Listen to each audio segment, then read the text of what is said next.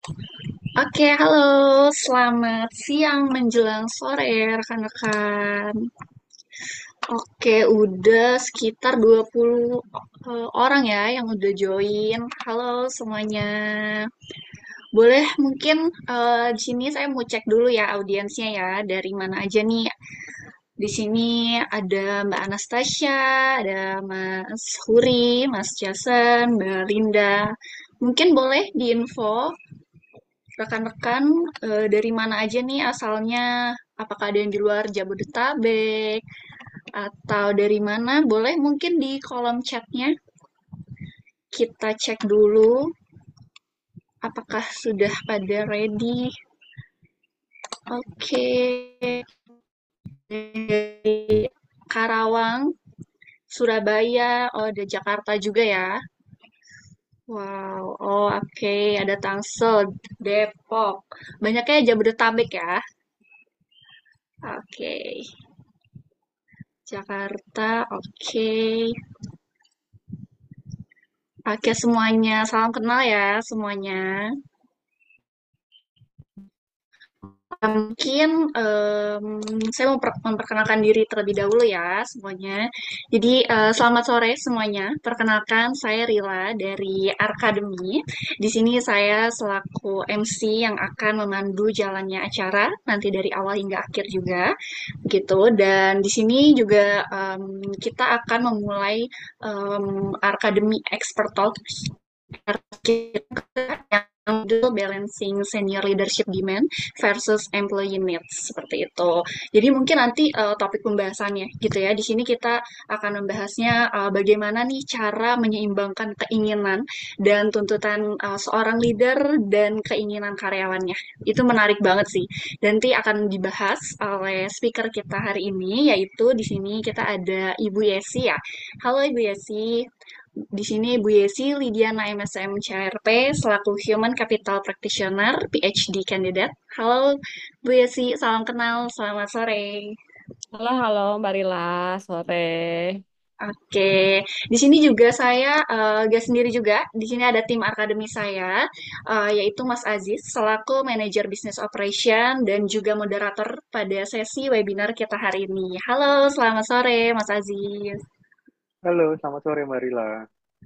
Oke, oke mungkin kita perkenalan dulu ya, Arkademi itu apa? Oke, jadi di sini yang belum tahu mungkin rekan-rekan, Arkademi ini kita merupakan ekosistem pendidikan profesional dan terpercaya di Indonesia, yang juga Arkademi di sini kita menawarkan solusi pendidikan profesional yang dirancang khusus untuk memenuhi kebutuhan industrinya. Dan kita juga ada produk khusus mungkin ya untuk perusahaan, yaitu bernama Arkademi Team dan kita juga sudah bekerja sama dengan program pemerintah yaitu Prakerja. Dan mungkin kalau mau tahu lebih detail kursus apa aja sih di Arkademi dan produk-produk apa aja di Arkademi, mungkin bisa visit ya di website kita yaitu www.arkademi.com kayak gitu. Tapi nextnya di sini kita akan langsung mungkin ya mulai aja rangkaian acara di sini nanti akan ada pemaparan materi dari Bu Yesi, kemudian juga nanti pastinya akan ada sesi diskusi ataupun tanya jawab seperti itu. Jadi nanti boleh untuk teman-teman dan arkawan yang mau bertanya atau nanti bisa disiapkan pertanyaannya ketika sedang pemaparan materi seperti itu ya. Mungkin di sini saya langsung saja ya untuk webinar sesi hari ini yaitu Mas Ajis. Saya persilahkan Mas. Ya, terima kasih Marila. Selamat sore para arkawan yang sudah menyempatkan waktunya untuk meramaikan webinar ini. Terima kasih semuanya dan selamat datang. Jadi selamat bertemu kembali di Expert Talk Extra Series. Ini adalah program dari Arkademi yang Arkademi mengundang atau membuka diskusi dengan para expert terhadap persoalan-persoalan terkini yang biasa dihadapi di lingkungan profesional ataupun industri. Nah, tema kali ini kita akan membahas tentang balancing senior leadership demand dan employees needs gitu ya. Jadi sebelumnya kita tahu ya belakangan ini bahkan di media massa mainstream dan juga di media sosial itu ramai soal Gen Z gitu ya. Kadang-kadang ada yang kenapa tingkat pemutusan hubungan kerja di Gen Z meningkat gitu. Bahkan sampai ramai di podcast-podcast terkenal juga membahas apakah bagaimana sih bekerja dengan Gen Z dan kenapa dengan generasi ini. Tapi sebetulnya tidak hanya dengan generasi ini saja gitu ya. Seperti kita tahu dalam sebuah industri ataupun organisasi perusahaan kita banyak bertemu dengan kolega yang lintas generasi dan bagaimana sih itu sebetulnya kita bisa mengelola itu karena tidak mungkin kita menolak sebuah generasi lompat generasi gitu ya karena ya tidak mungkin ya karena human resource-nya yang tersedia ya adalah uh, pasti akan melewati generasi tersebut ya. Dan generasi tersebut juga memiliki concern dan juga uh, ciri dan keunikannya dan juga punya kecenderungan masing-masing dan bagaimana nanti perusahaan tinggal bagaimana mengelolanya supaya ini menjadi sebuah senjata untuk meningkatkan produktivitas bukan justru menjadi hambatan untuk berkembang. Nah, uh, di diskusi kali ini kita sudah kedatangan expert Bu Yesi yang sudah 15 tahun berprofesi sebagai human capital practitioner gitu dan sekarang berada di dalam industri banking dan keuangan dan saat ini adalah juga kandidat doktor dari SBM ITB. Selamat sore Bu Yesi. Sore, Mas Asis. Thank you Selamat sore ya. perkenalannya. Terima, terima kasih sudah datang dan sedikit berbagi dengan kami para arkawan gitu untuk membahas tentang yang mungkin topiknya agak-agak eh, cukup naik ya, cukup hype dan cukup hot saat ini gitu. Gitu. Jadi mungkin bisa nanti Bu Yesi akan memaparkan dengan tentu dengan pengalaman panjangnya selama 15 tahun sebagai human capital practitioner akan membahas mungkin agak dalam gitu tentang apa sih bagaimana sih mengelola gitu ya, menyeimbangkan antara keinginan leadership yang sudah lebih senior dengan harapan dan keinginan para junior-junior yang di bawahnya ini karena mau tidak mau mereka semua harus bekerja sama untuk dalam produktivitas dan dalam industri gitu. Jadi mungkin itu pembuka dari saya. Jadi supaya mempersingkat waktu, silakan Bu Yesi untuk bisa memaparkan dari ini ya materi-materinya. Oke, thank you Mas Asis. Halo, selamat sore. Ini ya udah coffee time, jadi selamat sore teman-teman semuanya. Sore, Bu. Sore ya, saya share screen, izin teman-teman. Oke, tadi dipanggilnya Arkawan, bener ya Mas Asis sama Mbak Rila ya, teman-teman ini ya. Betul, betul. Kami menyebutnya Arkawan, kawan-kawan dari Akademi Arkawan. Mantap, oke, thank you Mas Asis. Selamat sore teman-teman. Yang pasti ya teman-teman di sini nih yang di tengah-tengah pekerjaannya gitu kan, pasti bukan. Kalau kemarin saya sempat di-share sama Mbak Tata, siapa aja nih yang ikutan gitu kan untuk sesinya. Dan pasti teman-teman tuh yang ikutan juga bukan yang mungkin lagi iseng nggak ada kerjaan ikutan, tapi semua juga saya lihat eh, sebagian besar itu teman-teman yang bekerja ya. Jadi terima kasih sudah join juga dan sudah menginvestasikan waktunya.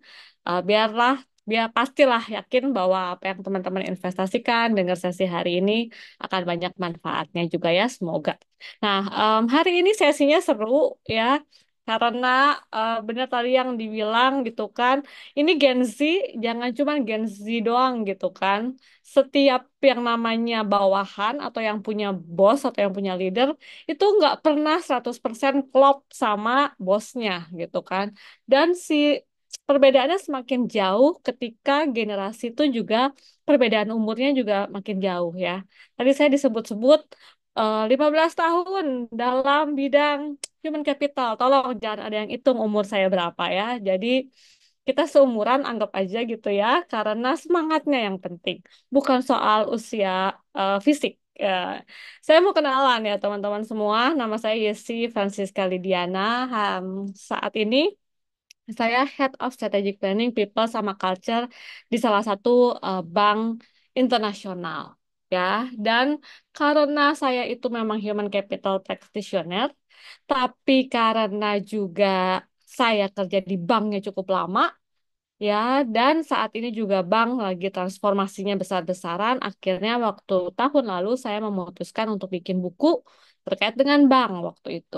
Ya, kenapa bukan tentang human capital? Saya sih, Mbak Yesi, Bu Yesi, karena human capital udah banyak yang nulis, tapi soal bank sedikit yang nulis ya. Jadi buku pertama yang saya luncurkan terkait dengan bank. Jadi yang mau belajar tentang bank dengan sangat mudah gitu, boleh dicek-cek ya. Dan saat ini benar tadi kata Mas Asi, saya sambil juga sekolah ya. Jadi kayak teman-teman menginvestasikan waktu untuk belajar, saya juga begitu ya. Jadi hari ini kita sama-sama belajar. Nah, pengalaman tadi sudah disebutkan, majority waktu saya itu dihabiskan dengan kecimpung dengan teman-teman langsung, yaitu para karyawan. Ya, jadi kalau ada yang bagian sales itu soal target, tapi kalau saya memang dari awal karir, saya banyak di organization development. Jadi awal karir saya, organization development, talent management, itu semua ranahnya HR. Lalu ada banyak pengalaman juga, baik di konsultan maupun di bank itu saya banyak menjalani proses transformasi. Ya, mulai dari banknya tutup, disuruh PHK orang, disuruh mindah-mindahin orang, disuruh hire orang, disuruh apa lagi ya orang HR itu. Disuruh bikin program termination, program development gitu. Jadi itu part of transformation atau perubahan. Jadi yang mau nggak mau berkecimpung di change management.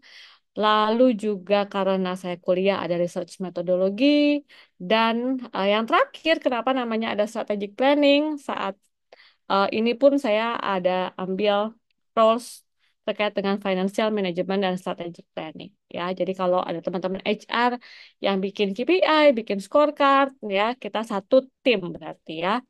Itu ranah experience-nya saya, sertifikasi juga di beberapa eh, bidang, majority balik lagi itu di HR.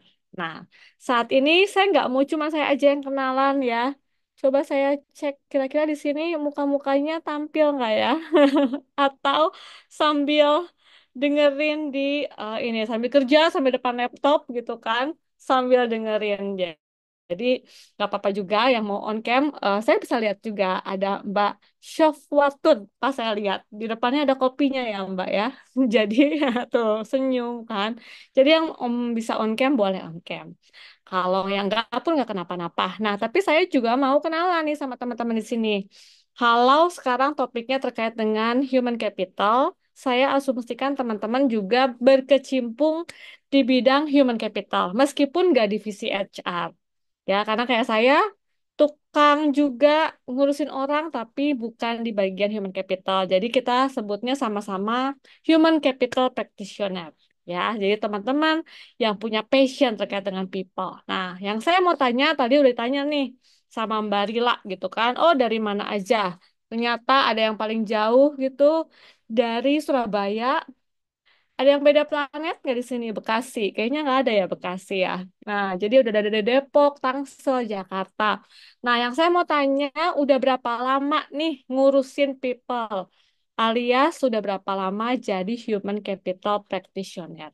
Boleh dong jawab di kolom chat. Kira-kira eh udah berapa lama? Saya juga pengen kenalan. Jadi nanti kita bisa tukar-tukaran ilmu. Ya, 1 tahun, 2 tahun, 5 tahun. 1 bulan berarti baru masuk HR. Oh 7 tahun, aku baru 1 tahun, aku kenal itu yang ngechat. 8 tahun, um, 3 tahun, Mbak Ingrid, Mas Maulana Idris, thank you. Ada lagi kan? 13 tahun. Nextnya ini yang sharing kayaknya, Mas Aulia Asrul ya. Halo, halo, thank you for sharing. Ada lagi? 13 tahun, 7 tahun. Ada yang lebih lama mungkin dari 13 tahun? Boleh dong di chat. Nah, sambil menunggu teman-teman chat, tolong persiapkan 6 tahun. Thank you, Mas Suri. Nah, boleh dong persiapkan juga di chat lagi nih ya. Tapi sebelum saya tanya, saya supaya fair, saya cerita juga kenapa saya mau jadi human capital. Kalau jadi human capital kecemplung sebenarnya gitu kan karena background saya S1 saya itu marketing ya. Jadi saya senang sekali terkait dengan branding, terkait dengan eh, brand awareness, brand loyalty. Pokoknya hidup saya S1 saya itu terkait dengan marketing.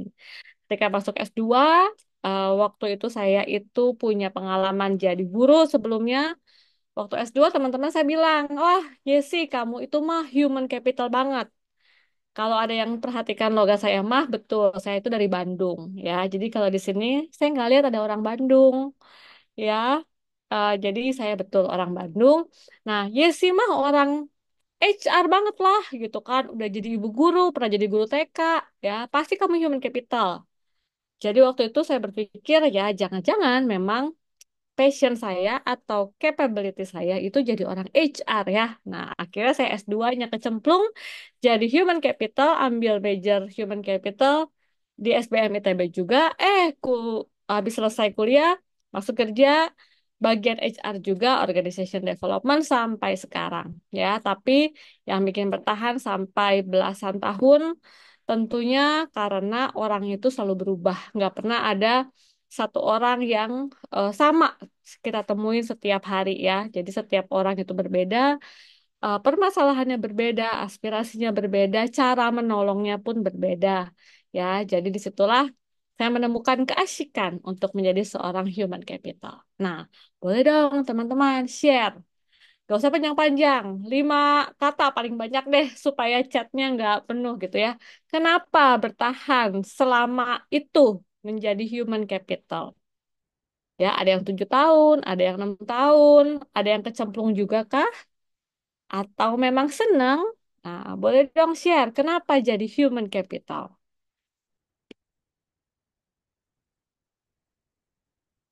Boleh teman-teman sambil cerita-cerita kenapa jadi human capital? Kalau kata tadi Mas atau Mbak Eli nih, kalau pindah-pindah divisi berapa tahun deh? 4 tahun. Oke.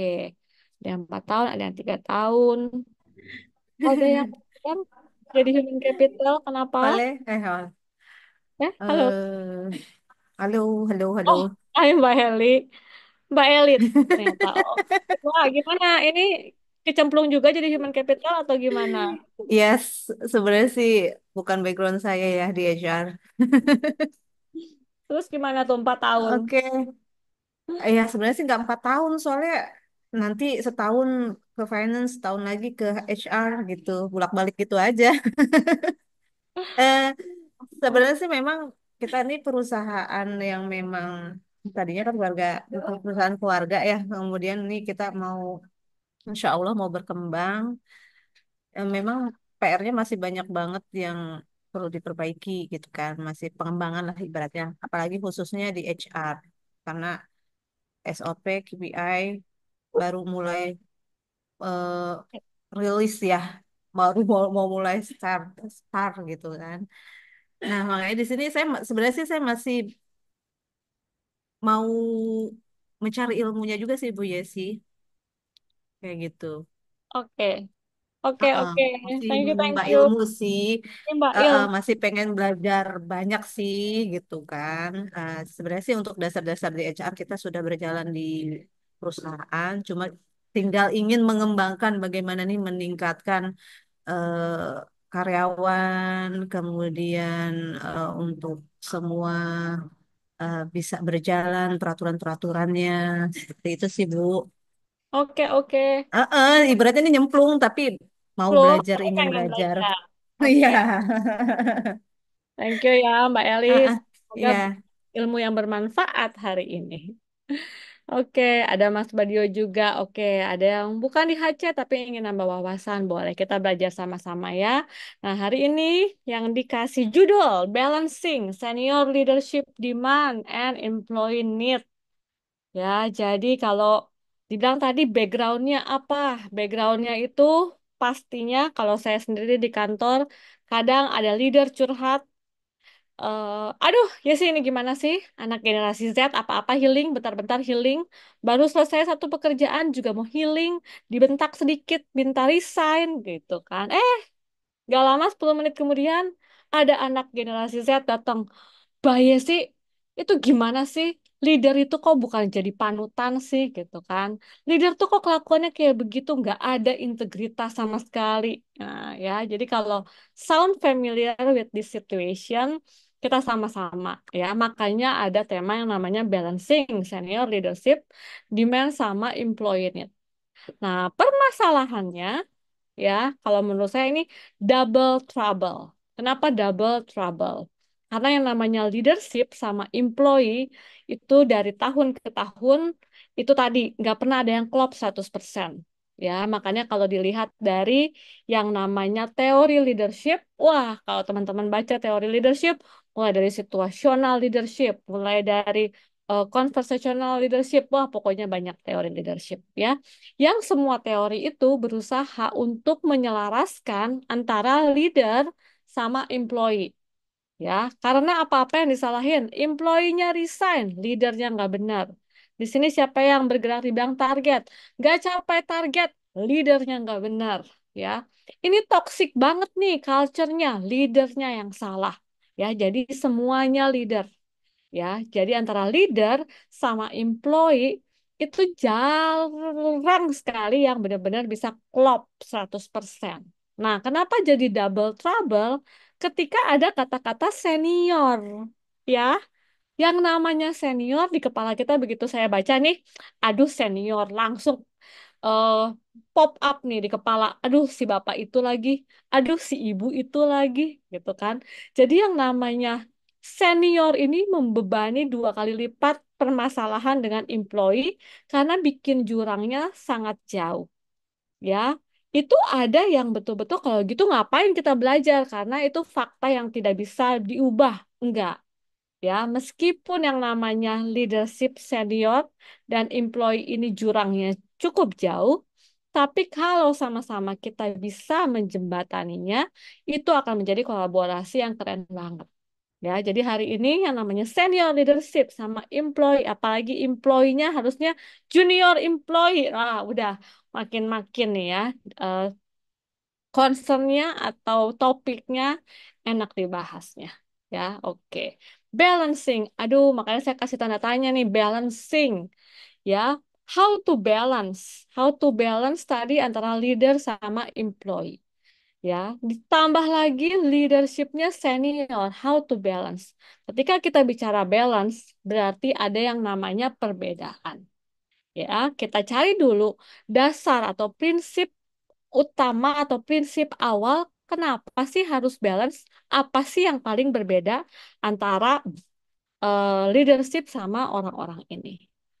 Ya, nah ini kita kalau lihat gambar, ini adalah gambaran meskipun ini ada yang lebih update lagi kali ya gambarannya. Ini adalah gambaran zaman sekarang, ya, totally different antara si leader sama si employee. Ya, oh permisi. Saya boleh minta bantuan Mas Asi sebelumnya. Em, takutnya keenakan ngobrol atau kok keenakan sharing. Nanti kalau misalnya waktunya tinggal 10 menit, tolong di pop up di chat ya Mas Asis. Thank you. Oke, Oke, Bu, balik. nggak apa-apa. Iya, thank you. Balik lagi ke gambar ini ya. Berbeda apa? Berbeda semuanya. Ya, berbeda semuanya. Kalau ini dilihat iPod ya, iPodnya atau em, penyetel lagunya tuh masih pakai kabel. Sekarang udah nggak ada lagi kabel ya. Jadi kalau dibilang yang namanya balancing, apa yang mau kita balancing? Dua hal yang sangat berbeda. Ya, baik itu mulai dari leadernya ataupun employee-nya. Berbeda dari apa aja, semuanya berbeda. Seleranya berbeda. Usia udah pasti berbeda. Preferensi udah pasti berbeda. Cara bicara, cara berkomunikasi, ya, terus budaya, kesukaan, ya, semua itu memang berbeda. Makanya kita perlu sekali upaya untuk balancing, ya. Nah, kalau ditanya apa sih yang bikin betul-betul berbeda, kita lihat lebih dalam lagi. Dulu adalah perbedaan antara generasi, ya. Masing-masing generasi itu punya core value yang berbeda. Ya, coba kira-kira ada yang bisa tebak nggak? Kira-kira baby boomers itu core value-nya apa? Ya, sedikit cerita tentang baby boomers. di sini saya nggak mau tanya ada yang baby boomers apa enggak. Saya nganggap kita semua milenial saja lah ya. Ya, baby boomers tuh apa sih contohnya? Ya, baby boomers tuh orang-orang yang lahir di 1945 sampai 1960. Ya, ketika Perang Dingin terjadi, keluarlah si baby boomers ini. Ya, dan yang menjadi core value-nya mereka itu adalah optimis dan involvement. Ya, saya punya cerita dari salah satu orang yang saya kenal, gitu kan, ya, terkait dengan WFH, working from home, dan working in office. Ya, di tempat kerja sekarang, eh, sebelum pandemic pun sebenarnya kita punya flexible working arrangement. Ya, jadi boleh di rumah, boleh di kantor. Tapi sejak pandemik itu semakin bukan digencarkan, semakin dipermanenkan bahwa yes, kamu boleh masih working from home dengan proporsi tertentu. Ya, saya lihat Bang ada yang 70-30, ada yang 50-50, ada yang 60-40, boleh di kantor 50%, boleh di rumah 50% dalam waktu 30 hari atau 20 hari kerja ya. Nah, itu berlaku jika para pengambil keputusannya itu less atau jumlah baby boomersnya sedikit. Ya, mungkin bisa ada survei. Saya nggak punya survei, tapi ini adalah salah satu analisa. Ya, bukan asumsi, analisa. Ya, kenapa yang saya temukan dari pembicaraan dengan teman-teman. Ya, bank ataupun industri manapun yang berhasil membuat working arrangement fleksibel seperti itu, pembuat keputusannya sedikit baby boomers. Kalaupun ada baby boomers yang open mind, yang udah ikut kekinian, ya. Baby boomers, I love baby boomers. Kenapa? Orang tua saya baby boomers. Mertua saya baby boomers, guru saya baby boomers, dosen saya baby boomers. Hanya cara pandangnya aja yang berbeda. Ya, jadi bukan kita nggak suka, just cara pandangnya yang berbeda. Kenapa? Karena mereka punya karakteristik dari dulu memang seperti itu. Lahir di zaman perang, zaman dahulu kala itu susah sekali terkait dengan pekerjaan. Dulu belum ada mesin yang membantu. Ya, jadi generasi ini adalah generasi yang suka sekali involvement. Kalau mau pakai bahasa yang jadi nggak positif adalah tukang ikut campur, gitu kan? Ya, tapi mereka senang kalau dilibatkan, senang kalau ketemu. Ya, jadi kalau ada bos, ya, saya juga punya bos yang kayak gitu. Kok kamu nggak pernah ke kantor? Kamu kok jarang ke kantor? Itu karena kalau misalnya berapa kali saya meeting online gitu kan, kayak kamu kok kantor nggak pernah ke kantor gitu kan. Jadi orang yang mengharapkan face to face meeting itu biasanya itu tadi si baby boomers ini. Kenapa? Karena buat mereka involvement ketemu itu adalah penting. Ya, itu aja udah berbeda. Nah, mungkin di sini semakin teman-teman mikir, oh iya pantesan nih gitu kan. Oh, pantesan nih kalau ngomong sama si bapak itu susah sekali ya. Bukan susah, kita harus lihat bahwa value mereka itu adalah involvement. Ya, generasi X. Generasi X itu 61 dia lahir sampai tahun 1980-an. Ya, 1980-an. Mereka itu tuh suka banget yang namanya work-life balance, gitu kan. Mereka suka yang fun. Mereka suka yang informal. Jadi kalau kebayang kalau sama baby boomers, ya, baby boomers itu kan senang sekali semuanya yang teratur, yang tersusun rapi. Tapi Gen X ini dia sukanya yang informal, ya. Lalu di generasi inilah atau diintroduce itu PC atau mulai keluarlah teknologi-teknologi. Ya, makanya mereka akan menjadi generasi yang fun dan juga informal. Itu core value-nya. Ya, jadi kalau ketemu sama orang Gen X dan kita sangat-sangat formal, kita sangat-sangat serius banget ya, kebanyakan dari Gen X itu akan susah masuknya. Karena itu berdasarkan research. Millennials atau biasa disebutnya Gen Y. Ya, Gen Y itu kalau kita lihat itu generasinya sosial media. Ya, di mana udah ada reality TV. Ya, mereka sukanya freedom and flexibility. Ya, makanya mereka itu sukanya yang simpel-simpel aja. dan yang sukanya yang efisien-efisien aja. Ya, jangan dibikin ribet.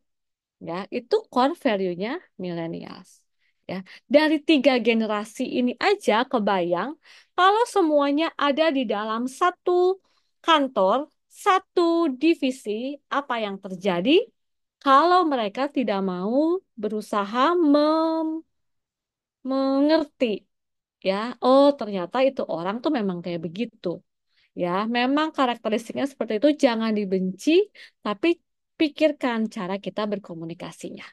Nah, generasi yang terakhir itu adalah Gen Z yang tadi disebut ya. Si yang disebut kasihan banget saya sampai kayak aduh, karena saya punya anak juga di generasi Z gitu kan. Dibilangnya strawberry generasi gitu kan, strawberry generation. Saya tanya waktu pertama kali dengar strawberry itu apa? Kenapa sih anak-anak ini disebut strawberry generation? Soalnya Mbak, soalnya teh, karena di kantor ada yang panggil saya teteh. Soalnya teh mereka itu rapuh di luarnya aja cakep, tapi di dalamnya rapuh katanya. Saya kayak, ah emang anak saya begitu ya gitu kan. Jadi Gen Z itu adalah orang yang disebutnya sangat-sangat unik. Dia optimistic about self, ya. Dia optimis dirinya bisa. Dia selalu pasti bisa. Kenapa dia dari lahir aja udah dihadapkan dengan segala sesuatu yang instan, ya. Tapi dia sangat pesimis terkait dengan dunia ini. Ya, itulah generasi Z.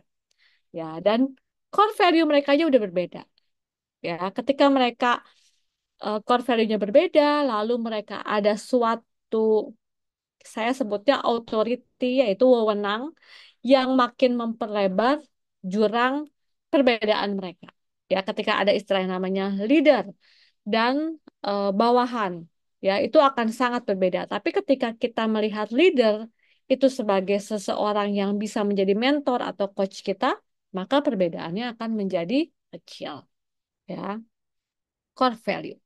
Nah, oleh karena itu, yang namanya harmonizing leadership directive sama diverse expectation itu sangat-sangat challenge di era digital seperti ini. Ya, udah tadi perbedaan generasinya banyak, era digitalnya juga sendiri sangat-sangat challenging karena saya nulis buku terkait dengan bank, sangat-sangat berbeda antara bank zaman dahulu dengan bank yang sekarang, ya. Dan transformasinya itu membuat orang-orang itu harus mengubah cara bekerja, budaya bekerja, dan cara mereka berkomunikasi dengan teman-teman di sekitarnya. Ya, aligning leadership goals sama employee satisfaction itulah yang diidam-idamkan oleh semua orang dan semua organisasi. Makanya balancing kedua hal ini adalah menjadi sangat-sangat penting di dunia saat ini. Ya. Nah, ini adalah juga nanti di belakang saya ada kasih referensinya juga. Ini adalah beberapa penelitian. Hai, yang namanya employee gitu kan, maunya apa sih gitu. Yang namanya employee HR, tahulah sebagai HR ya. Duh, employee banyak banget maunya. Kalau bilang bos banyak banget maunya, employee juga banyak maunya ya. Mau naik gaji, pengen kerjanya work-life balance-nya terpenuhi, tapi gajinya besar, bonusnya banyak, kalau bisa asuransi kesehatannya full cover sampai anak keberapa gitu kan. Terus juga jangan sampai pajak penghasilannya itu bikin kaget gitu kan. Employee itu banyak juga loh maunya, termasuk saya. Kenapa? Karena saya juga masih employee. Kalau dibilang maunya banyak, banyak banget. Ya, nah ini saya sebutnya modern employees. Ya, jadi modern employees itu seek apa aja? Ya, di antara hal yang banyak itu ada 3 hal yang kelihatannya berbeda sama employee-employee zaman dahulu. Ya, jadi ini employee zaman now kita lihat. Yang pertama flexibility. I think semua we all agree the flexibility ini menjadi sesuatu yang diinginkan sama modern employee atau employee zaman now ini. Ya, work-life balance lah, flexible working arrangement. Ya, di sini yang bagian talent acquisition, yang bagian interview. Kemarin saya interview sampai 15 orang dalam waktu 1 minggu karena cari kandidat. Pertanyaannya, working arrangementnya seperti apa, Mbak? Saya boleh nggak kerja dari rumah? Karena saya pindah ke tempat kerja saya yang baru itu karena cuma 500 meter dari rumah. Terus saya bilang, oke, yes, saya paham bahwa yang namanya flexible working arrangement itu menjadi sesuatu yang diidam-idamkan. Ya, yang kedua transparansi. Ya, jadi baik kita di sini sebagai leader, baik kita di sini sebagai HR, ketahuilah bahwa yang namanya transparansi itu adalah hal yang diinginkan sama employee zaman now, ya. Eh, Emang yang zaman dulu nggak pengen yang namanya transparansi. Yang zaman dahulu mungkin kita lebih banyak ketakutan untuk bertanya. Kita karena saya juga mengalami, ya, mempertanyakan sesuatu, terus men-challenge sesuatu, atau misalnya kita kalau nggak jelas, apa sih Bu, kok nggak jelas? Boleh nggak jelasin lagi? Ya, itu lebih banyak kekhawatiran untuk mengungkapkan. Tapi kalau zaman sekarang, itu udah menjadi sesuatu yang wajib. Transparansi. Nah, saya mungkin boleh share. Karena di tahun ini ada beberapa perubahan organisasi yang sangat besar, sehingga kalau saya sendiri sebagai employee waktu itu cukup merasa tidak nyaman. Karena kalau ini perubahannya banyak sekali gitu kan. Nah, ketika ada satu instruksi, tapi yes, nanti aja ketika perubahan ini udah mendekati hari H, karena waktu itu perubahan organisasi, baru kamu kasih tahu tim kamu ya, bahwa kamu nanti akan ada A, B, C, D, dan akan ada orang baru dan lain-lain. Nanti aja kasih taunya. Ketika orang itu datang nanti 2 hari apa seminggu sebelumnya lah, baru lo kasih tahu gitu kan. Terus saya pikir-pikir lagi, kalau saya menempatkan diri sebagai tim saya, dikasih taunya mendadak, ada perubahan segitu besarnya, perasaan saya apa ya? Gitu kan. Saya pasti nggak merasa nyaman. Jadi waktu itu setelah saya pikir-pikir, nggak bisa. Saya bilang sama orang yang tadi gitu, bisa, gua mau membuatkan tim gua. Ya, kalaupun dia punya kekhawatiran atau concern, lebih baik gua tahu dari awal. Apa sih yang menjadi kekhawatiran ketika ada suatu organisasi? Ya, security kah? Atau change tahu apa, ya better dikasih tahu dari awal supaya kita bisa akomodir dia punya aspirasi, ya. Itu adalah pemikiran yang berbeda antara orang yang apakah orang nutupin adalah maksudnya pola pikir X misalnya gitu kan, tapi kalau generasi sekarang mereka pengennya open, ya kalau nggak dikasih tahu mereka malahan tidak merasa dilibatkan. Ya, jadi transparansi Bapak Ibu, teman-teman semua itu adalah yang dicari sama employee zaman now. Ya. Lalu yang terakhir itu adalah purpose driven roles. Ya, purpose driven. Kalau ngerjain buat apa sih? Ya, why? Kenapa teh? Kenapa teh? Ini kok permintaannya, requestnya banyak banget. Why? Nah, why-nya lah yang harus kita jelaskan. Kenapa? Karena anak-anak zaman now, employee zaman now, mereka butuh ketika mereka melakukan sesuatu, mereka itu tahu untuk apa.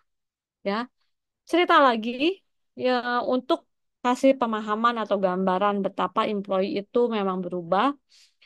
Di tempat saya saat ini dan juga saya pernah jadi satu konsultan di salah satu BUMN ya. Orang-orang BUMN at that time di tempat itu baby boomersnya 70%, X-nya 20%, generasi barunya tuh nggak nyampe 10% lah, mungkin sekitar 3% lah. Ya, berarti banyak X sama baby boomersnya. Ya, jadi ketika mereka itu ada satu perubahan yang jelas-jelas kalau saya sebagai konsultan, ini perubahannya bagus loh, gitu kan. Nanti ke depan kalian akan punya teknologi ABCD, ya. Yang generasi-generasi baru nih, generasi Y, generasi Z, mereka menyambut dengan antusias. Ya, karena dikasih tahu purpose-nya apa. Tapi generasi-generasi sebelumnya, mereka akan melihat itu sebagai sesuatu, gua tuh udah kerja di sini 10 tahun, 20 tahun, 30 tahun, yes. Nggak akan ada yang mengganggu kerjaan kita. Kita mah aman-aman aja. Ya, jadi itulah perbedaan antara generasi. Ya, yang satu purpose driven kalau dikasih tahu why-nya. Yang satu lagi, ya memang kalau dikasih tahu why-nya, ya tetap aja merasa kayak, oh, nggak usah, saya nggak perlu berubah. Saya gini-gini juga udah aman. Ya, itulah perbedaan antara si employee kita. Ya, oh ya, teman-teman yang mau nanya di akhir ya, nanti kita akan buka sesi Q&A-nya. Nah, ini dia potensial konflik antara leader sama employees di digital world tuh apa aja? Ya, ada apa aja nih ya potensial-potensial konfliknya. Yang pertama, nah, terkait dengan change. Nggak ada orang rasanya yang suka sama change. Bener nggak sih? Nggak suka berubah. But unfortunately, change is always there. Ya, yang nggak berubah itu adalah orang-orang yang nanti kita sudah berpulang atau udah meninggal. Selama kita masih hidup, masih bernafas, selalu ada perubahan. Ya, nah sayangnya orang-orang nggak terlalu suka sama perubahan, apalagi perubahan yang mendadak, apalagi perubahan yang besar. Udah besar mendadak. Wah, ya, it sounds familiar buat sebagian kita. Udah perubahannya banyak gitu kan, mendadak pula. Ya, nah itulah yang paling bikin kesal ya karena berhubungan sama para bos-bos kadang harus akomodir maunya mereka yang suka last minute, yang suka mendadak kayak tahu bulat tuh mendadak gitu kan, requestnya banyak mendadak, nggak ada yang suka sama perubahan ya, makanya yang menjadi potensial konflik itu adalah ketika ada perubahan, ada resistensi untuk berubah ya. Di era digital kepalanya leader ya. Digital tool itu tuh butuh loh buat kita itu tetap unggul bersaing ya. Tapi di satu sisi ya dibilang nih kalau employee itu aduh kalau ada change udah pastilah ada skillnya susah lah. Ini bisa apa enggak gitu kan. Nah, hal-hal seperti inilah yang seringkali itu membuat potensi konflik ya di digital world. Ya. Nah, lalu yang kedua apa yang kedua? Nah, yang kedua itu work life balance. Ya, menurut teman-teman work life balance itu beneran ada atau cuman angan-angan sih sebenarnya si work life balance ini? Ya, beneran ada apa cuman angan-angan? Saya nggak tahu juga. Kalau cuman angan-angan boleh juga sih di chat gitu kan. Saya tahu berarti kita senasib ya. Nah, sebenarnya namanya work life balance. Mungkin kata-kata balance di sini yang akan menjadi topik kita hari ini, ya. Kita mencoba untuk membalance, tapi seringkali yang namanya balance itu nggak ada. Kalau saya sih lebih melihatnya work-life integrated, ya. Di tempat kerja, saya bisa melakukan beberapa yang hobi yang saya suka, dalam artian saya suka ngajar, saya suka belajar, saya suka um, bicara dengan banyak orang gitu kan. Nah, di tempat kerja saya dapat. Tapi ketika saya menghadapi saya sekarang sekolah gitu kan. Oh, sambil sekolah ya saya sambil bekerja juga. Kenapa? Karena materi yang saya buat di sekolah itu menjadi hal yang juga berguna ketika saya di tempat kerja. Ya, jadi ini potensial konflik. Kenapa? Karena ketika kita ngomongin work-life balance, di si leader disebut, wah, work-life balance itu bisa di-increase pakai digital tool. Ya, tapi kalau dari si kacamata employee, aduh, kalau ada digital yang ada juga burnout. Ya, bahkan ketika ada digital, itu akan menghilangkan batas antara pekerjaan dan personal life. Ya, siapa yang bisa relate dengan blurs the line between work and personal life?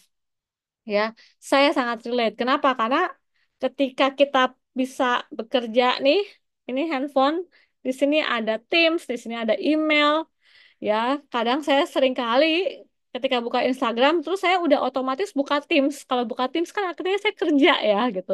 Yang tadinya mau refreshing lihat Instagram, terus nggak sengaja ngeklik Teams, terus ngelihat ada yang harus di follow up, ya udah mau nggak mau buka laptop ya. Jadi memang betul digital itu bisa jadi dia blur antara work sama personal life. Yang ketiga communication gap. Ya, di satu sisi bisa bilang itu streamline communication, tapi di sisi employee itulah ketika kita sangat terlalu bergantung sama digital tools, itu akan membuat kita itu miskomunikasi. Ya, ada beberapa generasi yang nggak suka di telepon. Ya, saya punya banyak tim. Dulu saya punya tim yang lebih tua dari saya. Di sini saya punya tim yang sangat-sangat energik, generasi Z yang banyak banget energinya. Yang lebih suka di chat dibanding di telepon langsung. Ya, jadi kalau misalnya chat, oke. Dan ketika oke, then it's assumed to be done. Ya, jadi yang namanya komunikasi itu menjadi potensial konflik juga. Gap and training. Ya, ini juga menjadi satu potensial konflik. Ya, nah, potensial-potensial konflik inilah yang seharusnya dikomunikasikan antara leader sama employee. Dan yang terakhir itu adalah transparansi dan trust. Ya, kalau di sisinya leader itu bisa improve oversight sama monitoring, tapi kalau di sisinya employee, wah, ketika over monitoring, pakai laptop, pakai handphone, semua dimonitor, itu artinya lu nggak percaya sama gue, gitu kan? Nah, itulah yang akan menjadi potensial konflik. Nah, ketika kita itu bisa mengidentifikasi konflik-konflik mana nih, potensial konflik mana yang bakal terjadi, disitulah kita bisa balance antara si leader sama employee. Ya, satu-satunya kunci untuk bisa membalance antara leader sama employee adalah mengidentify potensial konflik sekalian tuh apa. Karena kalau saya kasih pokoknya yang namanya balancing antara leader sama employee adalah komunikasi. Bisa jadi nggak komunikasi, bisa jadi di perusahaan lain itu memang workload-nya aja yang jadi masalah. Ya, jadi ini hal-hal yang harus kita bisa identify sebelum kita itu menemukan gimana kita kalau kita udah tahu, oh resistant to change adalah jadi potensial konflik. Nah, gimana caranya? Tapi kalau kita nggak tahu potensial konfliknya apa, ya kita nggak bisa ngapa-ngapain juga. Ya, nah culture ini juga adalah salah satu budaya, ya, salah satu hal yang bisa membalance antara employee sama si leader. Ya, culture apa? Ya, jadi para leaders di sini atau HR yang ada di sini, kalau mau balance antara employee sama leadernya, yuk bikin keempat culture ini. Ya, mari kembangkan. Kalau belum ada, mari ciptakan. Kalau udah ada, mari internalize. Ya, empat culture ini yang bisa membalance antara leader sama si employee-nya. Ya, kolaborasi. Ya, kolaborasi itu tuh sangat-sangat normatif. Ya, tapi harus bisa dibuat jadi indikatornya. Apa sih indikatornya? Ada culture of teamwork yang diverse perspektif. Ya, jadi ketika kita ngomongin kolaborasi, kita harus tahu gimana kita mengakomodir si diverse perspektif. Ya, transparansi. Nah, nanti di akhir saya akan jelasin caranya kurang lebih seperti apa, hal-hal apa yang perlu dipersiapkan. Innovation driven culture, flexibility sama work life balance. Ini culture. Aduh, di kita perusahaan teknologi, Mbak Yesi, nggak akan mungkin ada yang namanya work-life balance. Kalau gitu bikin work-life integrated. Kalau tetap mau bikin jembatan antara leader sama employee, kalian harus ciptakan si empat culture ini. Susah? Pasti. Kalau nggak susah, HR nggak dibutuhkan. Ya, jadi susah, iya dong. That's why HR ada. Ya, nah, em, ini dia. Adopting adaptive leadership style bisa menjembatani antara senior leadership dan employee needs. Ya, kalau tadi adalah empat culture yang harus dimiliki. Nah, ini saya akan ceritakan atau share di era digital itu leadernya butuh yang seperti apa. Ya, nah hal yang akan saya share berikut ini adalah hasil disertasi. Jadi disertasi saya itu terkait dengan organization accelerator namanya. Salah satu poinnya adalah leadership, ya. Dan ini adalah hasil salah satu hasilnya, ya. Jadi karena saya udah belajar, jadi saya happy banget untuk share ke semua orang bahwa ini adalah leadership yang dibutuhkan di era digital. Karena saya kerja di banking, waktu itu penelitian saya adalah close up close and personal interview dengan para senior manajemen di banking, komisarisnya, direktur utamanya, direktur-direktur yang lainnya. Bersyukur mereka juga punya passion untuk develop people, bukan cuma dari HR aja ya, ada yang bisnis, ada yang transformation, mereka punya passion yang sama untuk develop orang.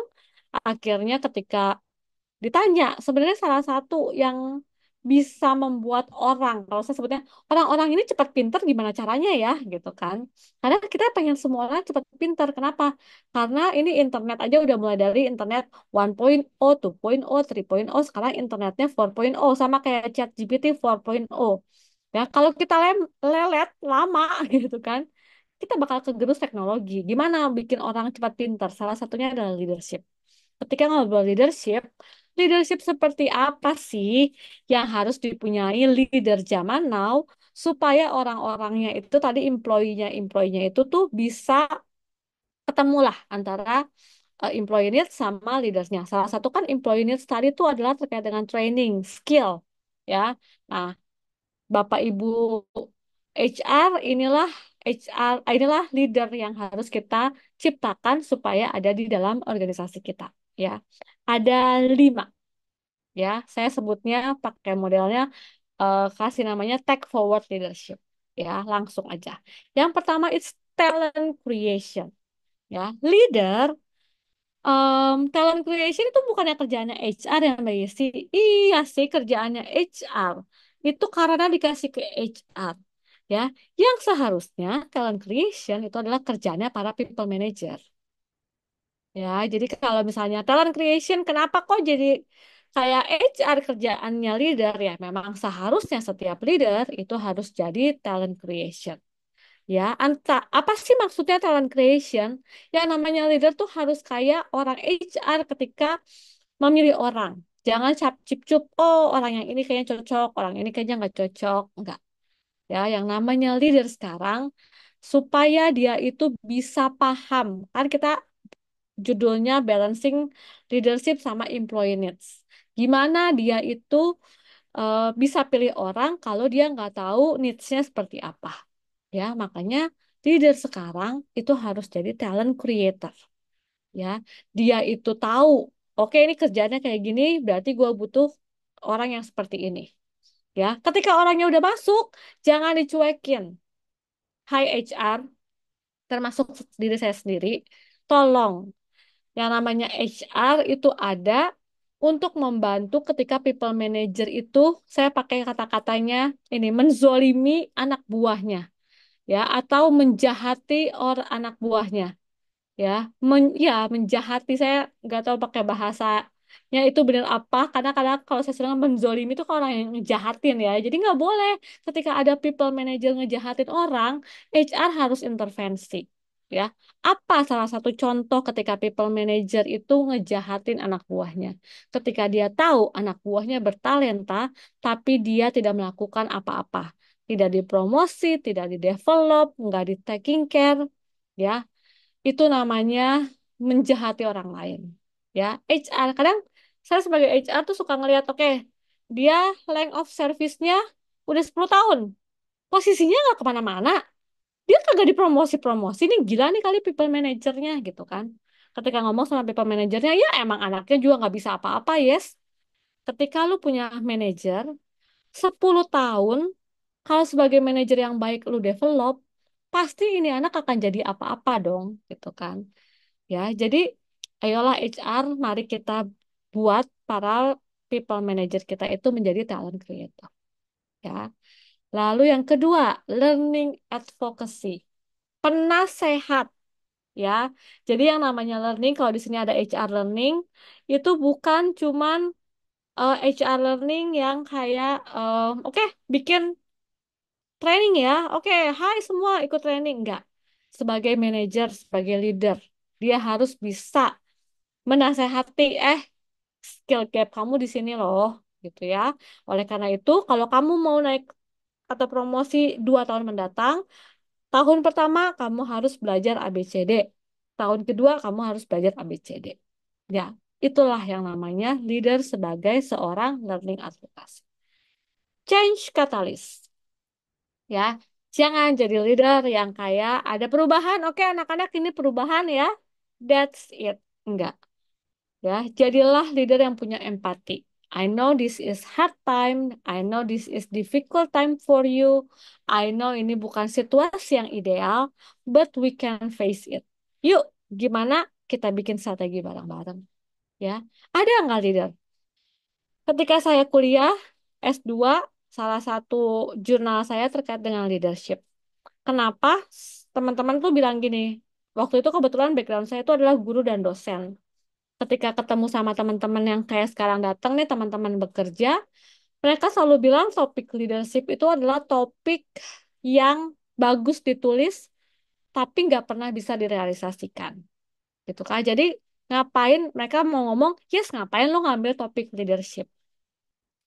Lalu saya bilang, I'm seeing in another way, in another point of view. Kenapa? Karena seumur hidup saya sangat melihat orang-orang yang menjadi leader yang sangat hebat, gitu kan? Orang-orang yang saya temui, suami saya, papa mertua saya, gitu kan? Saya lihat mereka bekerja, saya melihat mereka itu dedikasi. Menurut saya, mereka itu leader yang baik. Jadi kalau menurut saya, good leader is real, ya. Emang ada bad leader, tapi good leader juga real. Kenapa kita nggak membuat satu contoh dari yang good leader? That's why saya senang banget si topik leadership. Ya, jadi ketika, aduh ini ketinggian nih, nggak akan mungkin terjadi. Enggak, ini pasti terjadi. Asal sebagai HR, kita mau membantu para leader kita untuk ke arah ini. Ya, change catalyst. Ya, tadi jangan sampai orang itu juga bingung, anak buah tuh bingung. Duh, ini berubah-berubah doang. Ini bos cuma mau ngomong doang. Jangan sampai. Kita harus menjadi change catalyst. Ya. Dan hal yang terakhir, benar nggak ini? Oh, nggak. Hal yang kedua terakhir adalah tech savvy. Jadi leader mau nggak mau jangan gaptek.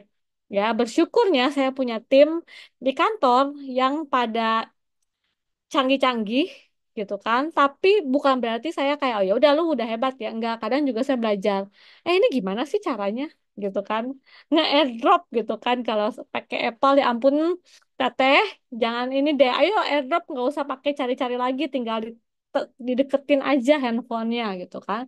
Belajar sebagai leader, jangan mau kita malu, aduh malu, ya nggak apa-apa, tanya aja kalau nggak ngerti, toh mereka mereka tuh generasi Z, mereka tuh udah lahir, udah langsung ada kopi instan, mie instan, semua yang instan deh gitu kan. Jadi cepet belajarnya.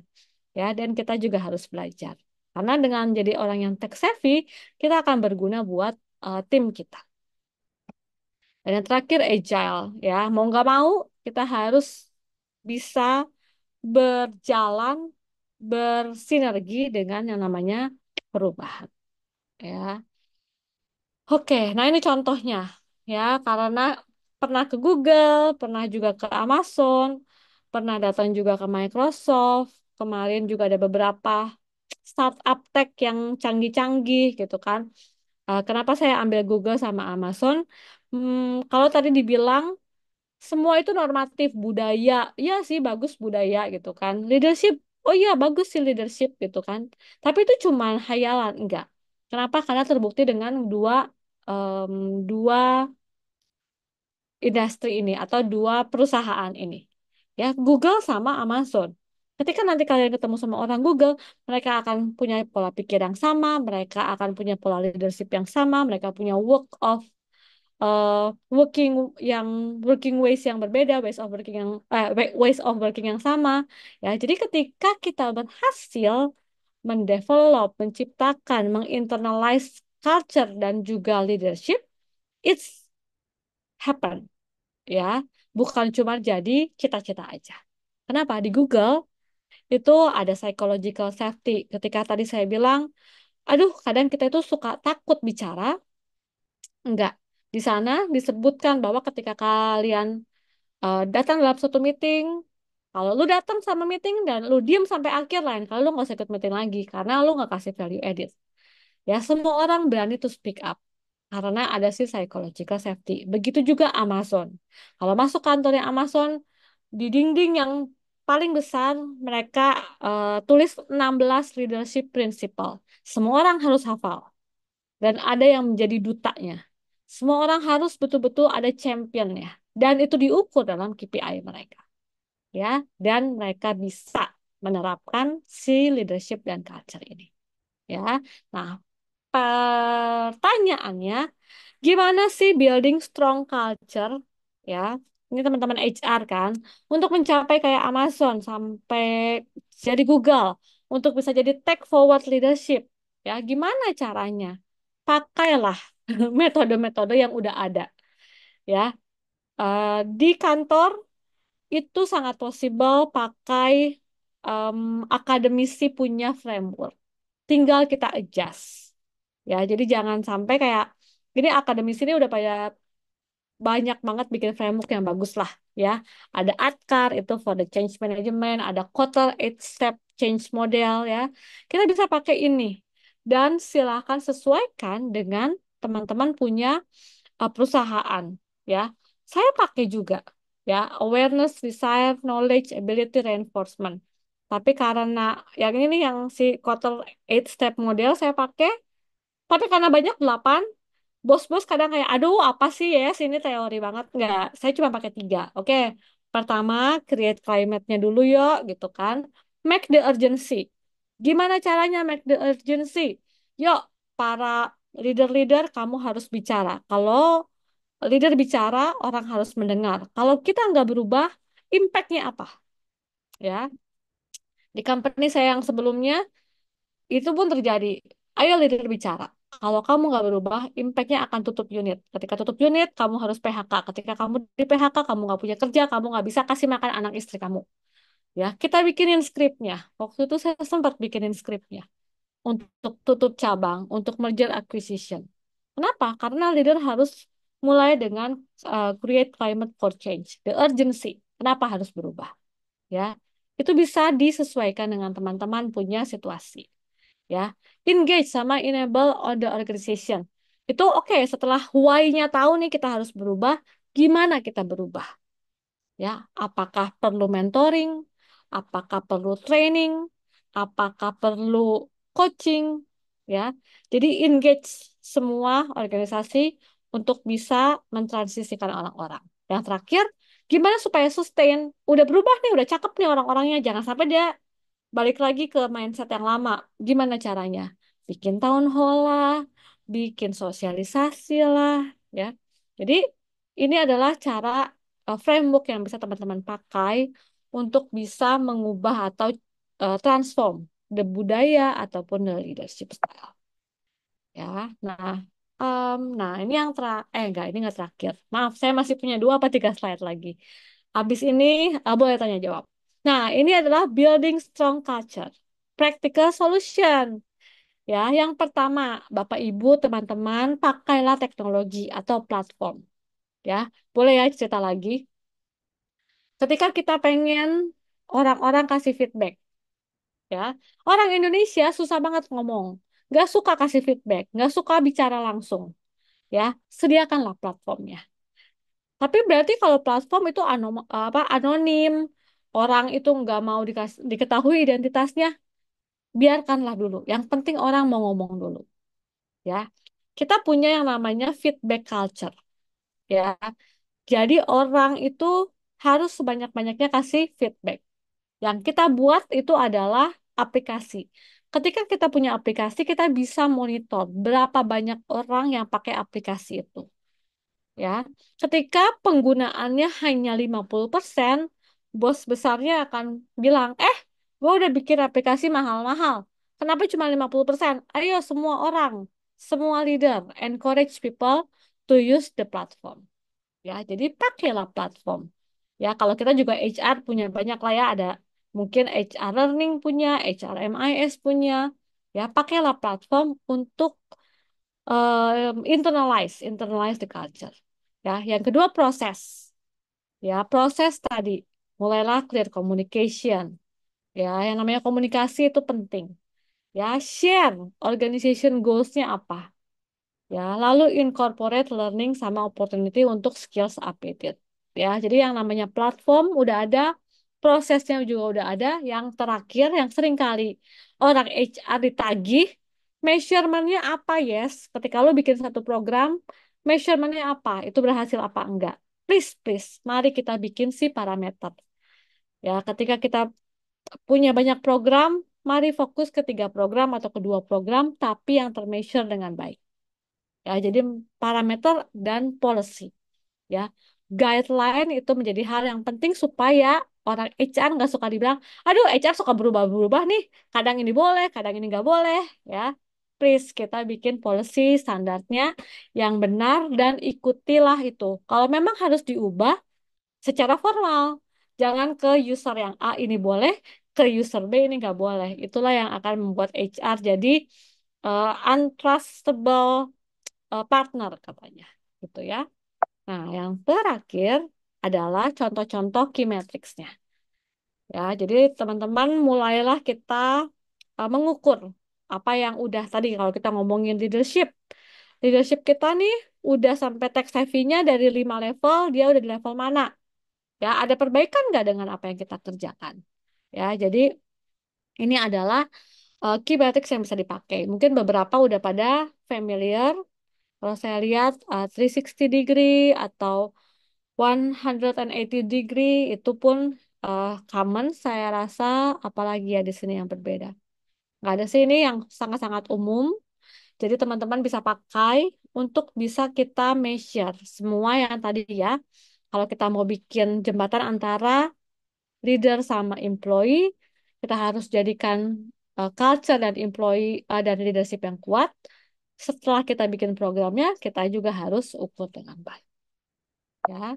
Nah, itu sharing dari saya. Kalau panjang dan lama, maaf ya, tapi semoga teman-teman itu bermanfaat. Ini referensi-referensinya saya ambil dari previous research. Udah, terima kasih teman-teman. Silahkan saya kembalikan ke Mas Asis. Terima kasih Bu Yesi. Luar biasa tadi saya dapat apa ya? Satu frasa yang baru tuh. Selain work-life balance, sekarang ternyata harusnya work-life integrated, gitu ya. Bukan cuma balance lagi, tapi sudah betul-betul Ampun. integrated. Gitu. Oke, wow, menarik menarik dari ini. Sambil menunggu daftar pertanyaan Q&A yang melalui Slido, silahkan linknya sudah ada di kolom chat. Nanti kita bisa mengumpulkan ada pertanyaan apa saja yang ingin ditanyakan. Mungkin 2-3 menit gitu ya, ditunggu sambil saya merangkum tadi sedikit. eh, Tadi menarik bahwa ternyata bahwa untuk memanage ini ya, ada bahwa si leader juga harus inisiatif gitu untuk menjadi kalau saya bilang leader zaman now gitu ya, leader zaman now itu ya tadi 5 talent creation, learning advocacy, change catalyst, tech savvy gitu dan juga agile gitu. Nah, tapi gini, sambil menunggu ya Bu, mungkin saya ada pertanyaan nih Bu Ya. Yesi mungkin bisa. Nah, ini kalau tantangannya ya misalnya dari sisi HR-nya ini sudah niatnya kan baik gitu ya membuat program supaya bisa memanage ini, tetapi yang agak bebel nih dari leadersnya nih kan, dari sisi user ini. Nah, toh kita kalau begitu kan si team member tidak bisa disalahkan, tapi gimana sih HR mesti memanage leader-leader ini, cuma ayo dong untuk jadi leaders zaman now itu dengan 5 kriteria tadi gitu. Hmm. Hmm. Oke, HR itu yang satu dia tuh harus gigih dan persisten ya kan. Jadi kalau kayak eh, dia sajikan ide terus aduh ditolak, aduh salah nih gitu kan ya harus balik lagi gitu kan. Nah tapi untuk menjawab pertanyaan itu satu-satunya kunci yang saya pelajari selama ini adalah leader HR mau nggak mau harus mengerti bisnisnya. Jadi ketika dia di banking, dia harus paham banking. Ketika dia di manufacturing, dia harus bisa di manufacturing. Kenapa? Supaya kita HR itu bisa menganalisa ketika ini kenapa bebal gitu kan? Kenapa sih si leader ini bebal gitu kan? Masa dari 10 leader, 10-10-nya bebal gitu kan? Pasti kayak ada satu dua yang baik. Nah, yang bebal nih kenapa? Satu, kita bisa menganalisa, oh memang tadi mungkin beda generasi ya kan? Jadi oh dia memang baby boomers. Pokoknya kalau baby boomers kita mesti lihat gimana cara ngomongnya. Bisa jadi kayak kita harus colek misalnya kalau saya punya bos yang lebih senior juga, kayaknya senior sama senior lebih enak nih ngomongnya ya. Jadi tetap idenya sama, how to-nya yang beda. Bisa jadi dia beda generasi, bisa jadi kalau kita punya personality test, orangnya mungkin dia dominan gitu. Kita orangnya dominan juga. Nah, itu pasti nggak nyambung. Dan yang ketiga tadi, apakah bisnisnya lagi jelek? Atau misalnya kita lagi nggak achieve target, terus kita masuk dengan bikin program, dia terus nggak mau buy-in. Ya, tadi start dengan why-nya kenapa sih? Kenapa mesti berubah? Kalau tadi pakai yang kotor kan ya, pertama itu create the sense of urgency. Kenapa sih harus berubah? Nah, itu kita masuk dari faktor-faktor itu yang saya bisa bilang sih kalau kita bisa seperti itu, mau nggak mau sih leader tuh pasti pasti berubah lah gitu ya. Asal kita menemukan cara menjelaskannya yang baik ya. Pasti berubah, yang belum pasti berapa lama dia berubah. Bisa berbulan-bulan, Oke. bisa bertahun-tahun, tapi ya rasanya nggak adalah satu satu perusahaan yang leadernya 100% bebas semua. HR-nya mesti lebih banyak berjuang. Gitu sih Mas Ya, Ed. ya.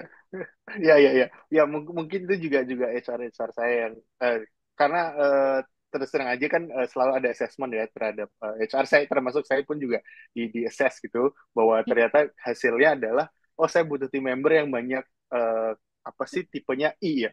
Yes. HR ya saya juga nggak terlalu deh, saya bukan orang HR jadi saya bilang oh oke, apakah itu, jadi saya berusaha memahami dan segala macam, jadi ya ya mau tidak mau sebagai leader juga ya kita nggak bisa tutup tutup mata ya pakai kacamata kuda dan bahwa itu adalah masukan yang lain gitu loh. Oke, sudah mulai banyak ini mungkin wow ada satu dua tiga empat lima gitu ya. Ada lagi? Oke, mungkin kita jawab dulu ya, Bu Yesi. Dari yang paling atas ini, ketika kebutuhan bisnis tidak sejalan dengan aspirasi karyawan, apa yang harus kita lakukan dan prioritaskan dan bagaimana caranya? Oke. Kebutuhan bisnis tidak sejalan dengan aspirasi karyawan. Apa yang harus kita prioritaskan? HR ini berarti apa yang harus kita lakukan berarti sebagai HR ya. Karena HR itu betul-betul dia menjadi jembatan dan perannya semakin besar ketika eh, ini terjadi kebutuhan bisnisnya nggak sejalan dengan aspirasi karyawan. Contohnya adalah ketika bisnisnya harus survive gitu kan. Em, Biasanya kalau si bisnis mau survive, mau nggak mau dia harus double gitu kan. Kerjanya harus 2 kali lipat. Gue pengen anak buah gue kerja 2 kali lipat atau gue harus pecat nih sampai HK. It's happen gitu kan. Sebenarnya sementara aspirasi karyawan dia tetap pengen stay. Dia pengen tetap ada di situ. HR harus bikin beberapa, menurut saya beberapa bisnis atau beberapa use case lah gitu kan. Kalau tadi case-nya adalah ketika dia salesnya harus double, tapi gini lah, em, pakai real case ya. Teknologi deh. Ya, saya selalu dapat eh, apa komplain dari orang teknologi gitu kan.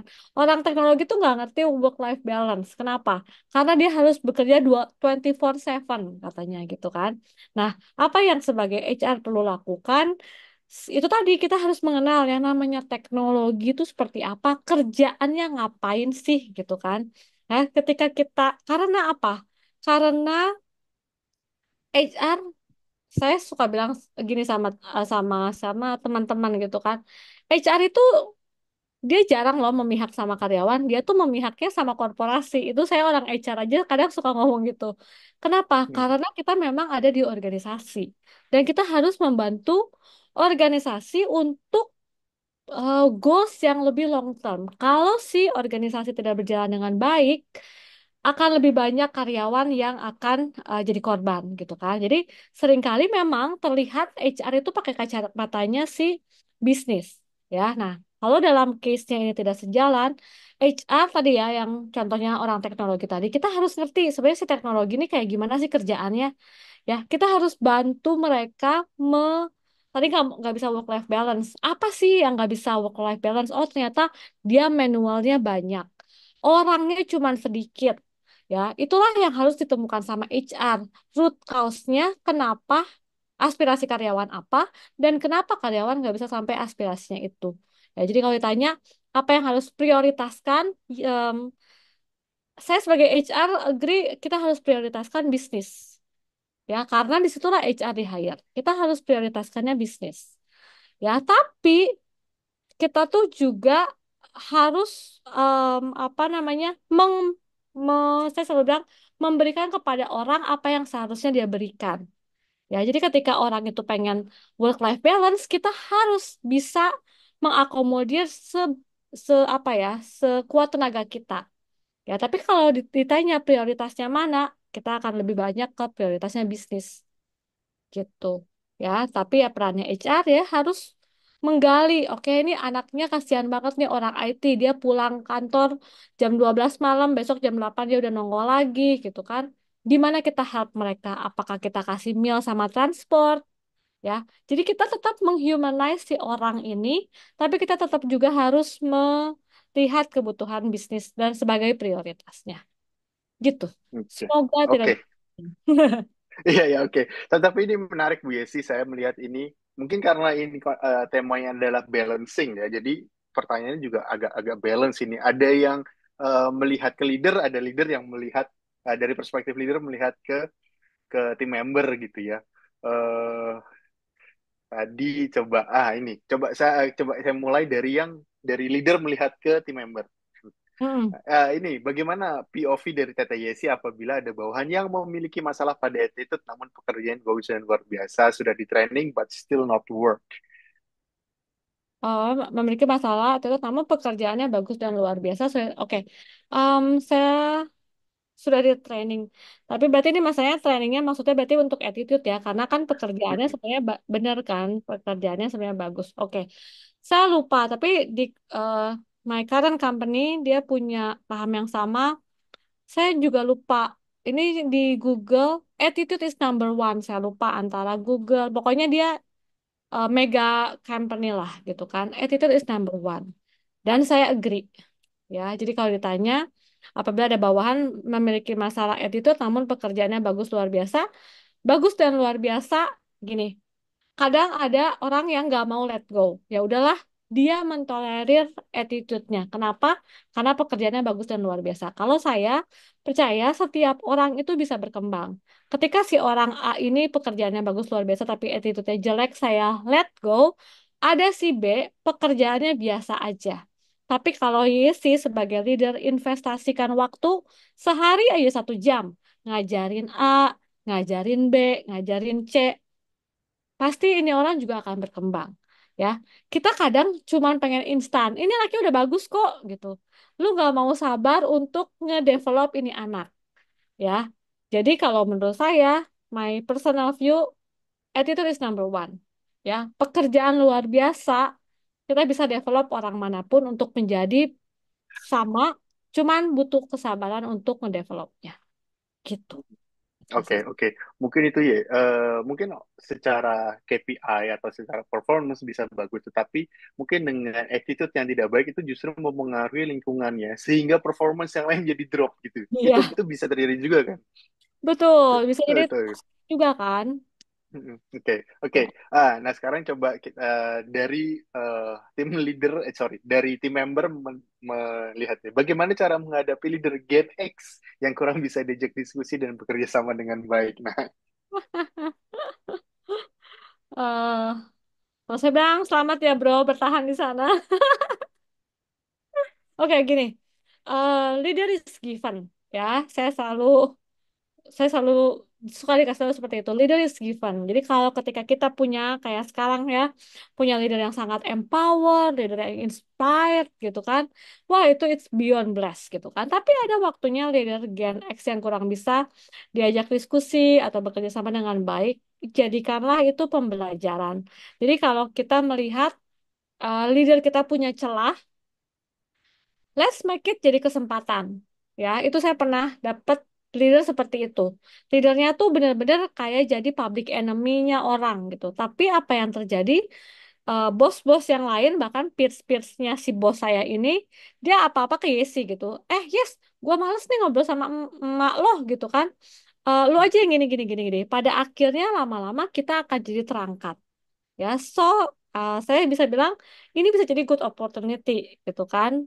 Kita membuatnya menjadi kesempatan untuk belajar ya, menjadi kesempatan untuk belajar, menjadi kesempatan untuk juga mencari tahu kenapa sih si leader ini tuh nggak bisa diajak diskusi. Apakah dia itu memang orangnya nggak suka ngomong? Apakah dia selalu punya point of view Gen X dan generasi X yang berbeda? Itu bisa kita cari tahu. Ya, ada juga kejadian kita bisa langsung nanya, Pak, gitu kan. Itu yang namanya psychological safety ya. Boleh nggak saya bicara? Kalau menurut saya, Bapak itu ABCD.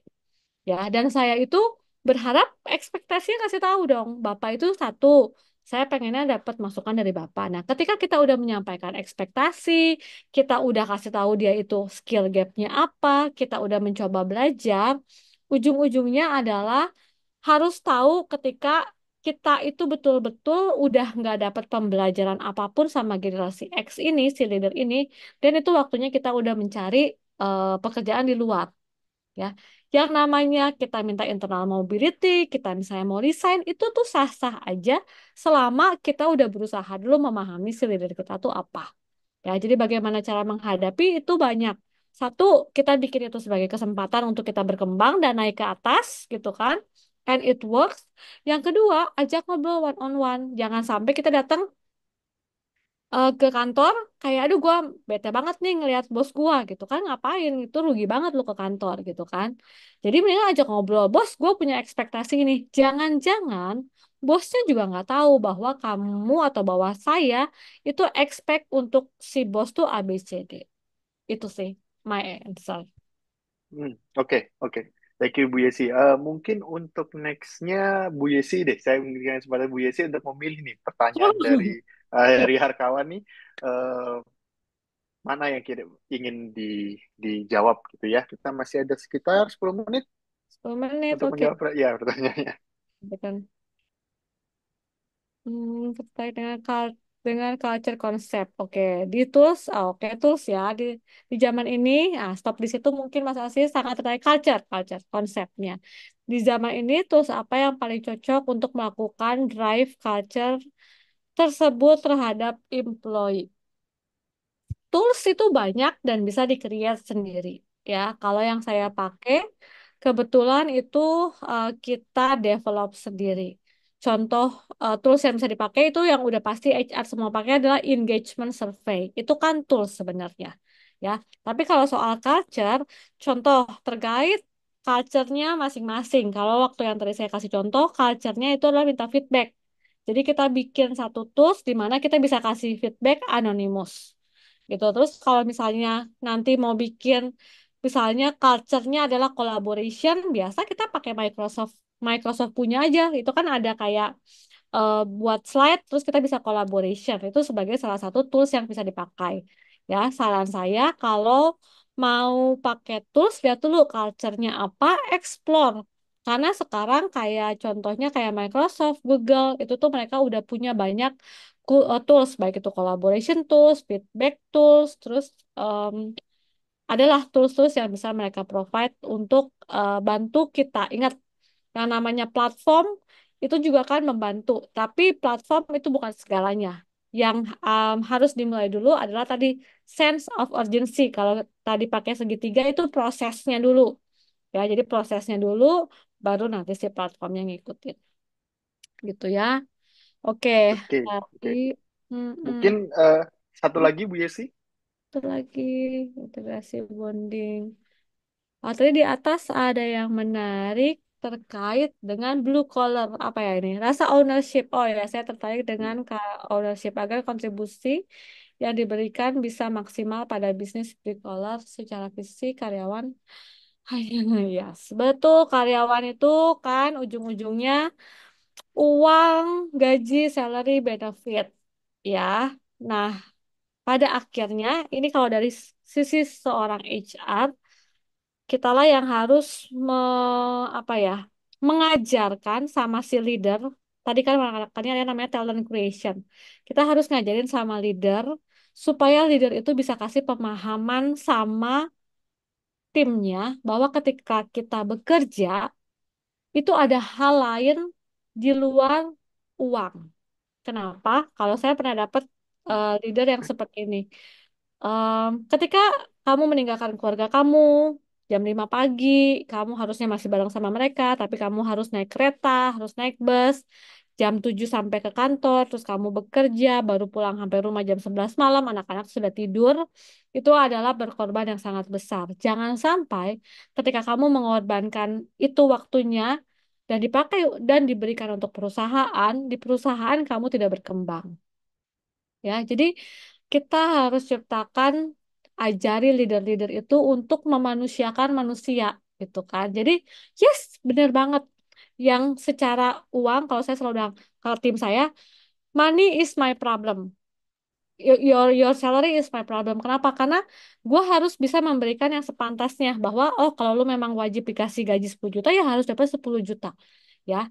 Karena kamu minta gaji 20 juta, tapi kalau secara kerjaan di sini cuma 10 juta, saya nggak bisa melakukan apa-apa. Ya, jadi I'll do my best untuk your salary.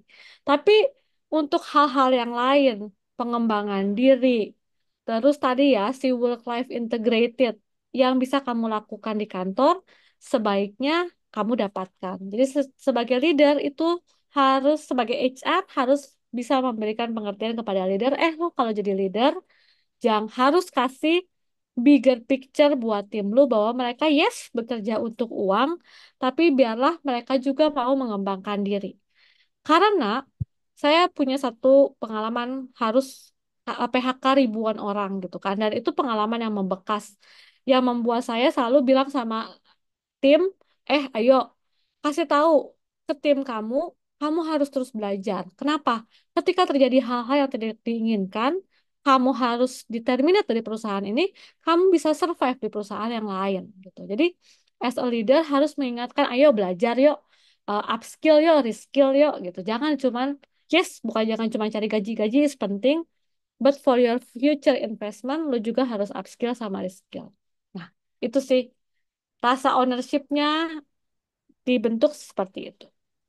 Oke, oke. Memang mungkin kalau saya memberikan analogi, mungkin uang bisa dicari di mana aja gitu ya, dengan bentuk Hmm, apapun, dengan gaji, dengan benefit. Tetapi waktu itu kan tidak bisa kembali dan waktu itu sebaiknya dimanfaatkan sebaik-baiknya untuk belajar, untuk mengembangkan skill profesional, baik hard skill dan soft skill, dan juga untuk menjadi pribadi yang lebih lebih baik.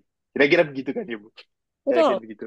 Tuh. Oke, tidak terasa sudah hampir setengah lima. Mungkin mohon maaf beberapa pertanyaan belum bisa dijawab gitu ya. Tetapi kita harus menyudahi sesi ini. Terima kasih Bu Yesi atas sharingnya, atas berbagi dari pengalamannya bekerja dengan memanage antara multi generasi gitu ya di dalam sebuah sebuah tim gitu. Jadi ya memang ini juga secara pribadi mengingatkan saya dulu di awal-awal ya beberapa tahun yang lalu lah ketika masuk untuk menjadi menjadi training untuk menjadi manajer gitu ya di sebuah perusahaan tidak di Indonesia gitu ya. Eh, saya dapat tim member itu 5 orang gitu dan salah satunya itu berasal dari Kazakhstan. Saya ingat sekali namanya Kanat dan usianya sudah pada waktu saya menjadi tim leadernya, Kanat itu sudah hampir masuk usia pensiun gitu. Sudah masuk usia pensiun. Tetapi dalam masa itu ya buat saya tanpa tanpa kehadiran Kanat mungkin eh, saya akan lebih challenging di tempat yang jauh dari rumah, bahasa yang berbeda, iklimnya berbeda gitu ya. Tapi Kanat dengan pengalamannya itu memberitahu selah-selahnya. Oh, kamu kalau mau begini ngomongnya ke siapa? Ngomongnya bagaimana? Baik sekali. Itu menjadi tips gitu ya dan selama di sana itu juga saya jadi kayak kawal sama Kanat gitu kemana-mana. Wow, perlunya apa ngomongnya sama siapa? Biar aku ngomong duluan, nanti habis itu dilanjutin. Begitu. Jadi eh, punya eh, tim member lintas generasi memang apa ya, kadang-kadang challenging tapi bisa dimanfaatkan lah karena ada perbedaan itu yang bisa menjadi harmoni ya. Ya mungkin itu tuh salah satu perjalanan untuk menjadi leader zaman now. Itu mungkin sedikit sharing Belum. dari saya. Oke, Keren, keren. sekali lagi terima kasih Bu Yesi atas sharingnya. Terima kasih juga Arkawan yang sudah menyempatkan waktunya hadir di sini gitu. Untuk selanjutnya saya kembalikan ke MC ke Mbak Rila. Oke, terima kasih semua. Oke, thank you. Wah, seru banget ini. Tadi pas opening kita baru 20-an peserta ya. Sekarang tadi udah sampai mencapai 50-an loh Bu Yesi. Menarik sekali memang topik webinar kita hari ini ya. Jadi terima kasih Bu Yesi atas insight-nya dan ilmu juga yang diberikan ya. Terima kasih juga untuk rekan-rekan Arkawan, Bapak Ibu sekalian yang sudah sangat antusias pada tadi ya sesi tanya jawabnya. Semoga menjadi insight baru kepada untuk perusahaan kita masing-masing. Kemudian tidak lupa juga nih kita saat ini Arkademi sedang mengadakan public training yaitu atau leadership training gitu ya.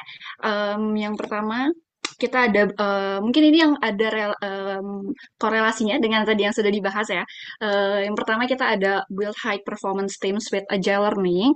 Mungkin tadi yang udah dibahas ya bagaimana suatu perusahaan itu bisa tetap agile gitu ya dengan perubahan-perubahan yang ada. Kemudian juga di sini kita yang kedua ada developing adaptive leaders for managing across generation. Bagaimana seorang HR ataupun seorang leader memanage gitu ya generasi yang sekarang udah banyak ini yang udah ada Gen Z gitu ya milenial dan semacamnya. Jadi mungkin kalau rekan-rekan Arkawan di sini yang ingin lebih materinya lebih mendalam lagi, kita ada full day training gitu ya di Arkademi di sini yang akan diadakan insya Allah di Desember nanti seperti itu. Mungkin ini boleh mau ikut atau mau daftar, mungkin itu sudah ada scan-nya ya. Boleh di-scan aja, nanti kita bisa bantu juga untuk pendaftarannya. Seperti itu. Kemudian next-nya kita ada form feedback ya untuk rekan-rekan di sini. Jadi boleh dibantu untuk feedback di sini gitu ya. Di sini untuk mendukung program edukatif kami juga ke depannya. Dan di sini juga yang mengisi form feedback akan kami berikan bantu di scan aja untuk form feedbacknya. Oke, kalau sudah kita juga karena di sini webinar kita series ya, expert talk series, kita akan ada upcoming gitu ya, upcoming webinar yang insya Allah yang akan diadakan ini di bulan Maret Analytics in Human Resource dan di bulan Januarinya ada AI in the Workplace, the HR Playbook for Skills and Adaptation seperti itu. Oke, rekan-rekan semuanya, kita akan ke selanjutnya adalah kita akan mengabadikan momentum hari ini ya. Kita akan dokumentasi, jadi boleh rekan-rekan Arkawan semua di sini diharapkan untuk on cam dulu semuanya, biar kita bisa lihat nih wajah-wajahnya di sore hari ini. Apakah masih tetap semangat nih? Pasti masih banyak yang di kantor juga gitu. Kita boleh ya kita untuk foto semuanya. Oke, kalau udah on cam, boleh dibantu mungkin kita pakai logo Akademi ya fotonya. Oke, boleh ya? Udah siap semuanya? Satu, dua, tiga. Oke, mungkin sekali lagi gayanya bebas, gaya andalan rekan-rekan di sini. Satu, dua, tiga. Oke, oke semuanya. Thank you semuanya ya untuk rekan-rekan Arkawan, Bapak Ibu sekalian, Bu Yesi dan Mas Ajis dan semua yang sudah bergabung pada event kita hari ini. Tetap update juga untuk event-event akademik ke depannya, webinar gitu ya pada bulan-bulan selanjutnya. Untuk webinar hari ini saya tutup. Saya Rila pamit undur diri. Terima kasih semuanya. Selamat sore. Terima kasih semuanya. Keren banget udah pada ikutin. Mbak Rila, Mas Thank Asis. you, Bu. Oke, ini udah bisa langsung live aja. Hah? Boleh, Bu. Oke, thank you ya semuanya. Ya, thank you, Bu Thank Yesi. you. Bye-bye, Mbak Rila. Bye.